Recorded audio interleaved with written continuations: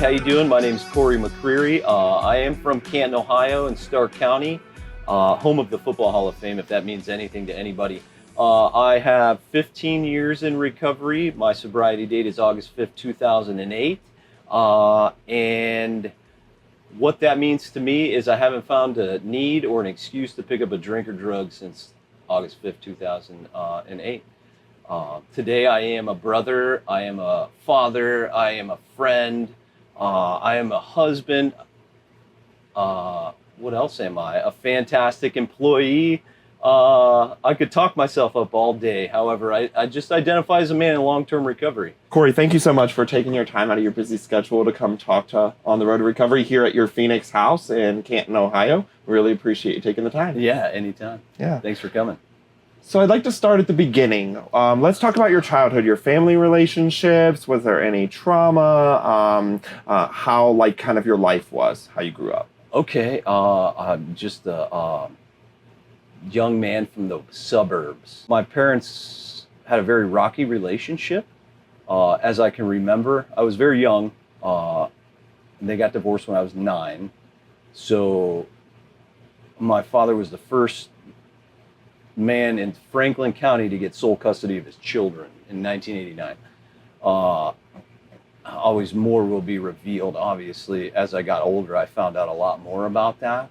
But not shared parenting, but my mother was, I guess you could say, granted supervised visits every other Saturday. And that lasted for a little bit, and then she just stopped coming around. And I got stuck emotionally, probably right around 1990, sitting in a bay window waiting for her every other Saturday, with the questions of, basically what I've boiled it down to was, did I do something, and why why aren't you coming around? After that, it was, I think I became a Ronin, like a samurai. This is really weird, but a samurai without a master. I really had no regard for authority at a very young age, and that's how I lived my life. I was probably my dad's drinking buddy by the time I was 13 or 14. So that was normal, though. The first drink, from the first time I remember feeling like I fit in with somebody, right? I'd always been trying to fit in. And then as it progressed, I didn't fit in anymore in my family. I felt like I didn't fit in because that was an authority figure, right? Always telling me what to do. And I couldn't stand that. Still, sometimes to this day, I can't stand that. So then branching out, making friends, it was more. I needed more. I needed more of everything. However, it started to become a shallow, very empty feeling. The more I drank, and the more I tried to be cool, and the more to get the girlfriend and be cool and talk to everybody and just fit. It was all about fitting in, but I never fit in anywhere. I didn't fit in my home. I didn't fit in anywhere. So it was cool in the beginning. It was confusing. And then it was super confusing. And then by the time I was about 16, my mother had passed away. Mm-hmm. And I was left with my whole world, like, imploded on me, right? Because I'd been trying to, in my mind, understand why she never came around. Mm. So there was like a 6 or 7 year period of time from 9 to 16 that I didn't see her. And that imaginary line that folks talk about, it wasn't a necessity. And then I knew on the day that I went to the funeral that I was going to die by the time I was 25. And that's the way. So it was a very fast progression. Mm. I was super young.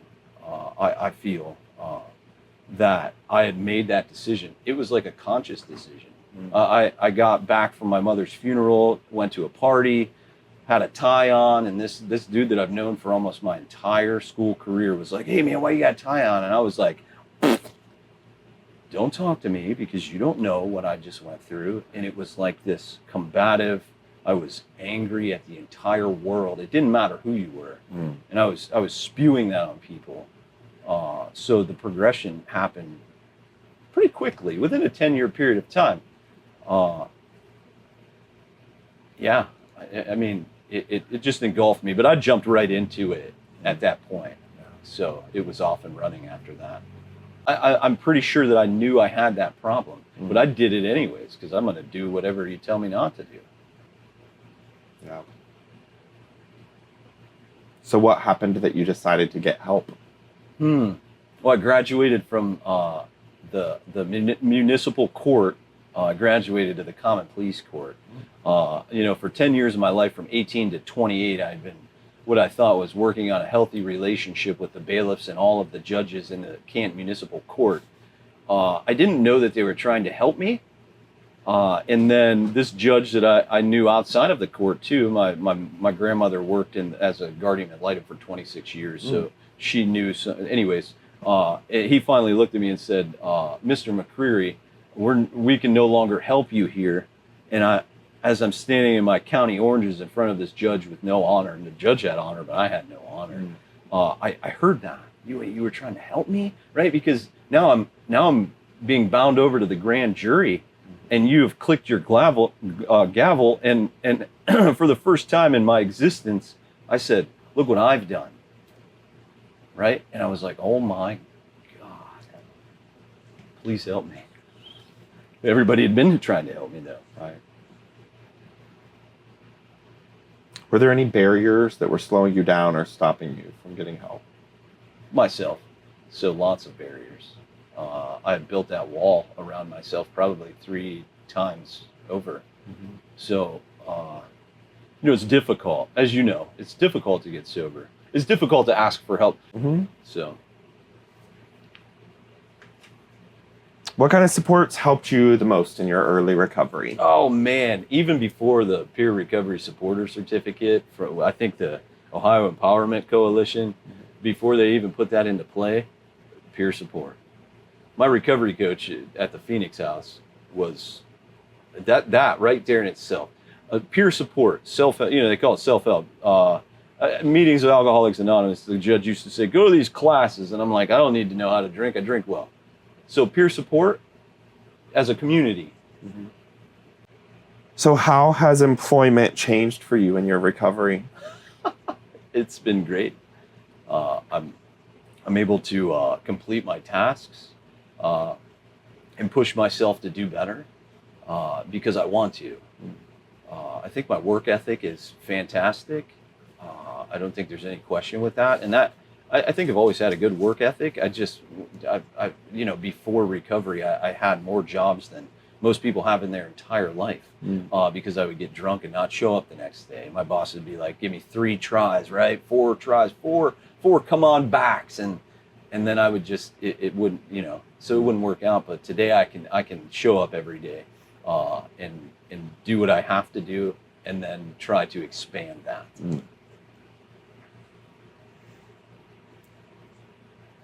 So what do you do for your recovery today? What do I do for my recovery today? I give it away to keep it. I share my story. I work with other people. I'm allowed to say the new guy, right? I work with the new guy. I know I can't make soul vocation out of recovery, but I get the awesome opportunity to work with new guys every day, right? So outside of that, I don't belong to a church. I love going to church because I love hearing the good word. But I practice a recovery program every day. How has recovery helped to mend the relationships that were damaged in your active use? How? Almost 100%. I'm 43, so all my grandparents are gone. Hopefully I did the right thing. I guess I could talk to him someday, maybe. Whatever we believe in.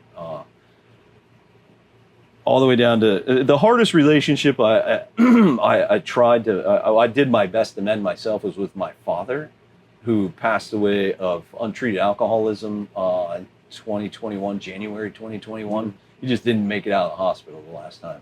But I did it. I had to realize that he was also a sick person with a progressive illness. That was literally killing him because he wasn't treating it on a daily basis. And I had to always remind myself of that, because he would call me up and start yelling at me at something I did in 1996. And I'm like, I want to get super mad. This was like Groundhog Day. And I'm like, it wasn't until my I call him my spiritual advisor, said, you just have to, treat him like he's sick, because he is, and today might be a bad day. But I'm pretty sure I mended that one 100% to the best of my ability on my part, because I can't do that for him. I'm back in my sisters always loved me.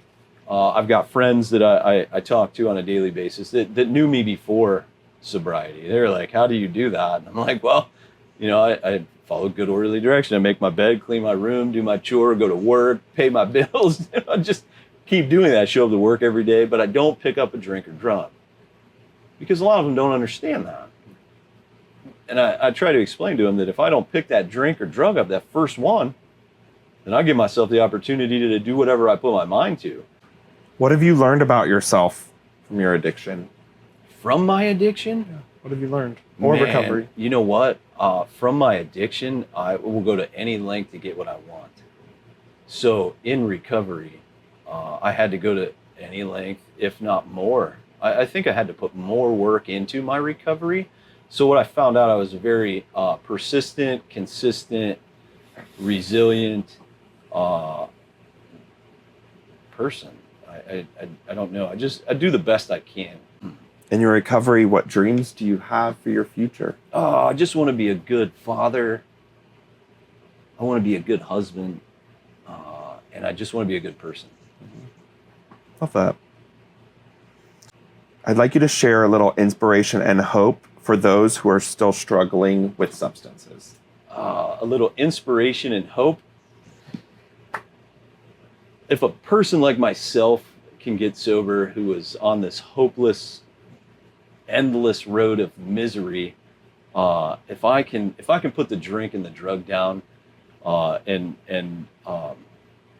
the lying, the stealing, and the cheating, and the drive to go to any length to get what I needed, no matter how many heinous things I had to do, if I can do that, anybody can do that. I firmly believe that.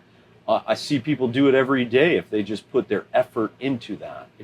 If I put my effort into the good in the world and my energies are good, then I will get that in return. It might take a couple days to get that back. However, if I put good energy into the world, then I will receive good energy back. I would just say, go for it. Recovery is a beautiful thing, and it is possible.